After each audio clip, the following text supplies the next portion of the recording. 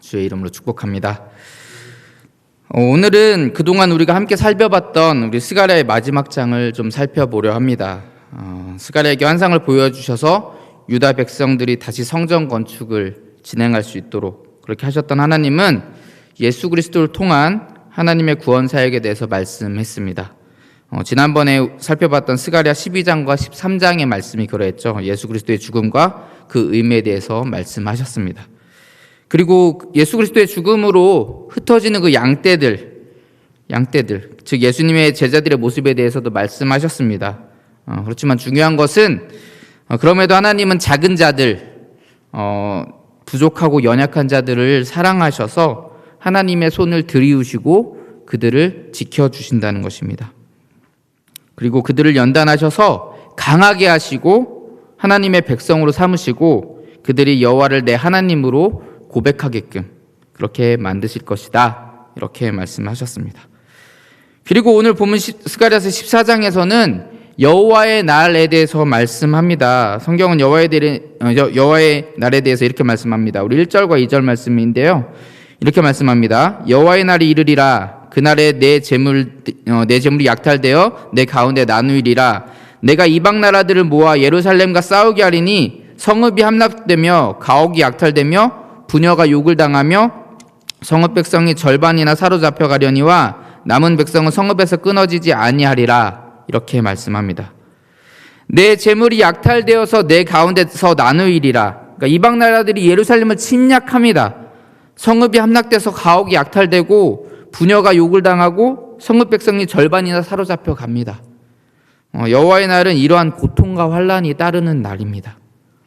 그러나 하나님은 하나님의 백성들을 그러한 고통과 환난 속에서 가만히 그냥 내버려 두시는 것이 아닙니다. 우리 3절을 계속해서 볼까요?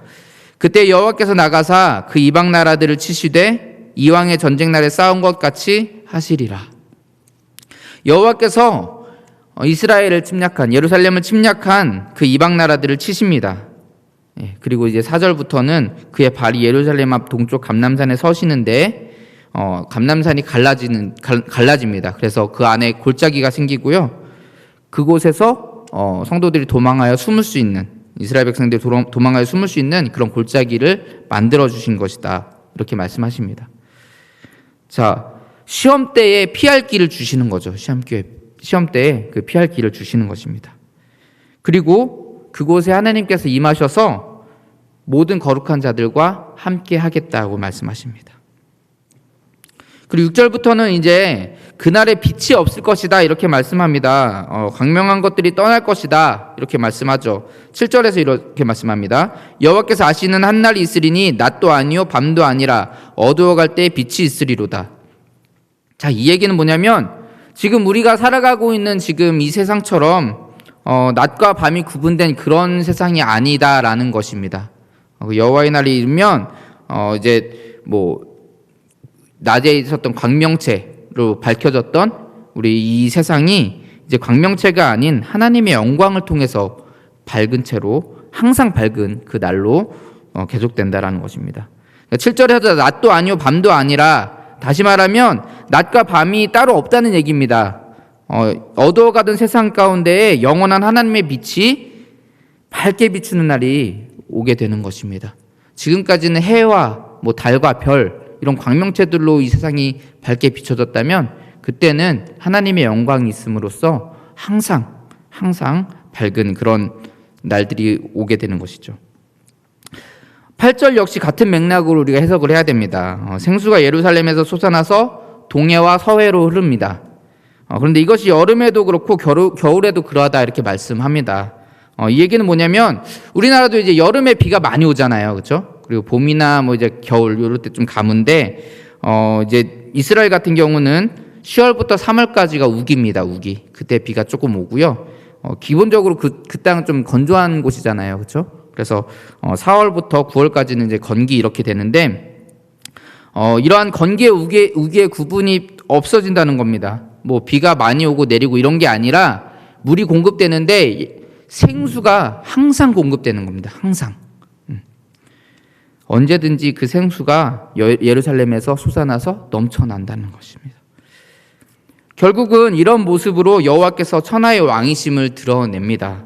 그리고 홀로 영광 받으실 분이다 라는 것을 나타내십니다. 9절에서 이렇게 말씀하죠. 여호와께서 천하의 왕이 되시리니 그 날에는 여호와께서 홀로 한 분이실 것이요 그의 이름이 홀로 하나일 것이라. 자, 반면에 이제 예루살렘을 치던 그 예루살렘의 대적들, 그런 예루살렘을 침략했던 그 이방 나라들에게는 재앙을 내리십니다. 12절부터 보시면 이렇게 나옵니다. 예루살렘을 친 모든 백성에게 여호와께서 내리실 재앙은 이러하니 곧 섰을 때 그들의 살이 썩으며 그들의 눈동자가 눈구멍 속에서 썩으며 그들의 혀가 입 속에서 썩을 것이요. 13절에 그날에 여호와께서 그들을 크게 요란하게 하시리니 피차 손으로 붙잡으며 피차 손을 들어 칠 것이며, 서로 싸운다는 얘기죠. 유다도 예루살렘에서 싸우리니 이때 사방에 있는 이방 나라들의 보화 곧 금과 은과 의복이 심히 많이 모여질 것이요 또 말과 노새와 낙타와 나귀와 그 진에 있는 모든 가축에게 미칠 재앙도 그 재앙과 같으리라. 그들의 살이 썩고 그들의 눈동자가 썩고 그들의 혀가 썩습니다. 심지어 말과 노새와 낙타와 나귀와 그 진에 있는 모든 가축에게까지 그 재앙이 미치게 됩니다. 그러니 이들은 모두 파멸로 가는 그렇지만 이들은 모두 파멸로 가는 것이 아닙니다. 모두가 다 파멸로 가는 것은 아닙니다. 16절을 보면 이렇게 말씀하죠. 예루살렘을 치러 왔던 이방 나라들 중에 남은 자가 해마다 올라와서 그 왕 만군의 여호와께 경배하며 초막절을 지킬 것이라. 자, 하나님을 거역하고 이 예루살렘을 침략했던 그 예루살렘의 대적들에게도 하나님은 기회를 주십니다. 그들이 돌이켜서 하나님의 영광을 인정하고 하나님 앞에 경배하면, 하나님 앞에 그렇게 나아오면 하나님은 하나님의 나라에 참여할 자격을 주십니다. 그러나 이런 하나님의 은혜를 알지 못하고 하나님께 나오지 않는 그런 민족들, 끝까지 하나님을 거역하는 그 민족 사람들에게는 재앙과 멸망이 있습니다. 결국 그날에는 하나님의 나라 가운데는 거룩하지 않은 것이 남아있지 않게 됩니다. 하나님을 거역하던 것들, 하나님께 반역하던 것들은 다 멸망하고 오직 거룩한 것만 하나님의 나라에 남게 됩니다. 20절과 21절에서 이렇게 얘기하죠. 말방울에까지 여호와의 성결이라 기록될 것이다 이렇게 말씀합니다. 그리고 유다의 모든 솥도 성물이 되어서 백성들이 풍족한 음식을 누릴 수 있게끔 그렇게 됩니다. 이제 마지막 21절 하반절에서 그날에는 만군의 여호와의 전에 가나안 사람이 다시 있지 아니하리라 이렇게 말씀합니다. 이제 완전한 하나님의 나라, 불순물이 전혀 섞여 있지 않는 정말 완전한 나라가, 완전한 그 영광의 나라가 완성되어지는 것입니다. 이렇게 스가랴 14장에서는 완전한 하나님의 나라에 대해서, 그 하나님의 나라의 완성에 대해서, 여호와의 날에 대해서 말씀하고 있습니다. 자, 여기까지 이제 우리 14장의 내용입니다. 이제 우리가 스가랴서를 14장까지 끝까지 살펴봤는데, 스가랴서 전체의 내용을 함께 좀 살펴보도록 하겠습니다. 다시 한번 정리해보자면, 유다의 멸망으로 흩어졌던 그 유다의 백성들이 다시 예루살렘 땅으로 돌아와서 성전을 건축하다가 방해를 받아서 중단되었습니다. 이러한 상황에서 하나님은 스가랴에게 8가지 환상을 보여주시면서 백성들에게 힘을 주시죠. 그래서 그들이 다시 성전 건축을 시작합니다. 그런 중에 하나님은 하나님의 백성을 구원하실, 하나님의 백성들을 구원하실 그 구원 계획에 대해서 말씀하십니다. 그 계획은 바로 나귀를 탄 왕, 겸손의 왕, 평화의 왕, 예수 그리스도에 대한 말씀이죠. 특별히 12장을 통해서 큰 애통의 날을 말씀합니다. 예수 그리스도가 십자가에 달려 죽으실 것에 대한 말씀을 하시는 것이죠. 그러나 그 큰 애통의 날을 통해서 죄와 더러움을 씻는 셈이 열립니다.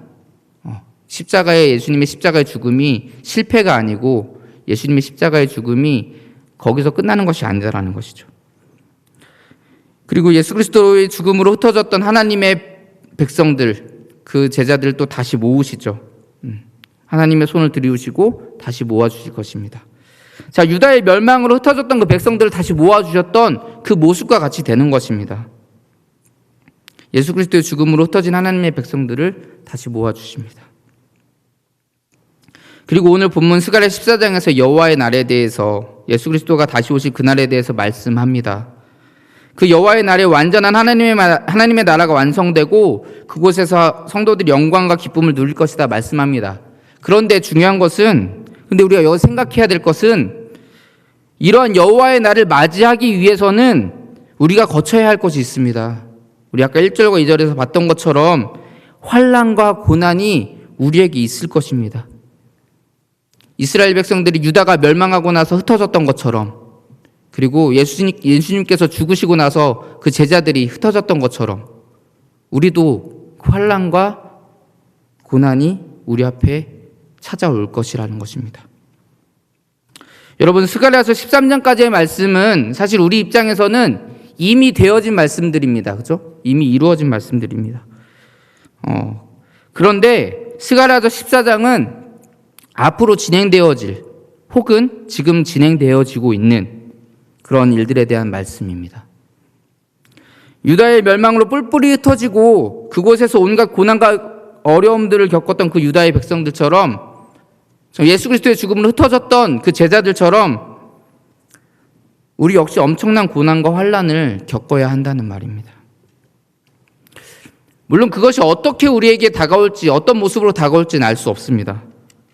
혹여나 뭐 어떤 모양으로 온다, 이런 모양으로 온다, 저런 모양으로 온다, 뭐 이렇게 얘기한 자가 있다고 하면 그 말에 속지 마시기 바랍니다. 사람을 가장 두렵게 하는 것이 그런 거죠. 불확실한 것이죠. 불확실한 것. 가장 최악의 상황보다도 불확실한 상황이 사람들이 가장 불안해한다고 합니다.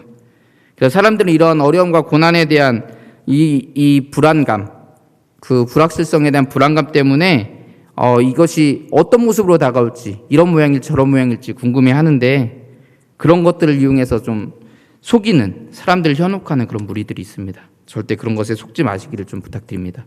아무튼 우리는 이 고난과 환난이 어떤 모습으로 우리에게 찾아올지 알지 못합니다. 그렇지만 우리는 그 어려움과 환난을, 고난을 맞이할 각오가 되어 있어야 됩니다. 고난, 환난, 이런 얘기들 하면 좀 두려우신가요? 네, 사실 저도 좀 두렵긴 한데요. 그렇지만 너무 뻔한 얘기긴 하지만 하나님이 우리와 함께 하시고 우리를 지켜주신다는 것을 우리는 믿어야 됩니다. 오늘 우리 본문 3절을 좀 다시 한번 좀 같이 좀 읽어봤으면 좋겠습니다. 우리 본문 3절입니다. 그때 같이 읽겠습니다. 시작. 그때 여호와께서 나가사 그 이방 나라들을 치시되 이왕의 전쟁 날에 싸운 것 같이 하시리라. 아멘. 이왕의 전쟁 날에 싸운 것 같이 하시리라.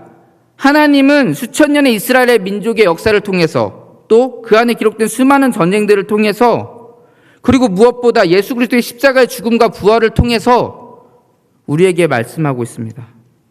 내가 너의 하나님이다. 내가 너를 지킬 것이다. 지금은 비록 고통 속에 있고 어려움 속에 신음하고 있지만 그 모습은 결코 패배가 아니고 거기서 끝나는 것이 아니다. 내가 승리할 것이다. 지금까지 그랬던 것처럼 내가 승리할 것이다. 너는 그 영광 가운데서 그 크신 은혜와 그 크신 사랑으로 기뻐해라. 이렇게 말씀하시는 겁니다. 물론 이게 말이 쉽지, 고난 가운데서 하나님을 정말 온전히 믿는다는 것, 고난 가운데서 그런 믿음을 지킨다는 것이 참으로 어려운 일일 것입니다. 그래서 하나님은 우리에게 한 번에 커다란 환난을 주시지 않습니다. 운동선수들이 처음부터 고난이도의 동작이나 어떤 그런 기술을 연습하는 것이 아니잖아요. 처음부터 조금씩 단계를 올려가면서 연습하듯이 마찬가지입니다. 아무런 준비 없이 우리가 커다란 고난을 맞닥뜨리게 되면 우리가 쓰러질 수 있습니다. 우리가 넘어질 수 있고 좌절할 수 있습니다. 그래서 하나님은 우리를 조금씩 연단해 나가십니다. 그래서 하나님이 우리 지난번에 살펴봤던 스가랴 13장 9절에서 내가 그 3분의 1을 불 가운데 던져 은같이 연단하며 금같이 시험할 것이라, 이렇게 말씀하는 겁니다. 사랑하는 성도 여러분, 지금 고난 가운데 계십니까? 기뻐하시기 바랍니다.